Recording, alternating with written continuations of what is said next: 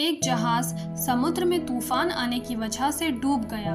उसमें से केवल 2 आदमी तैरकर एक छोटे से सुनसान टापू तक पहुंच सके।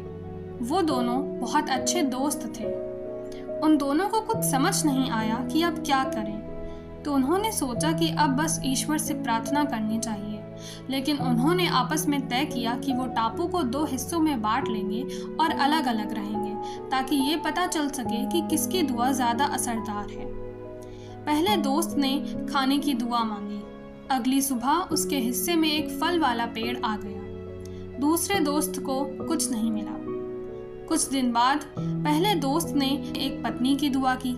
अगली सुबह एक और जहाज डूब गया और एक महिला तैरकर उसी के हिस्से में पहुंच गई।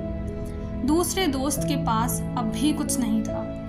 अब पहले दोस्त ने कपड़े, घर और ज़्यादा खाना मांगा और सब कुछ उसे मिल गया, पर दूसरा दोस्त अब भी खाली हाथ था। आखिर में पहले दोस्त ने दुआ की कि उसे एक जहाज मिल जाए ताकि वो और उसकी पत्नी उस टापू से जा सके। अगली सुबह किनारे पर एक जहाज खड़ा मिला।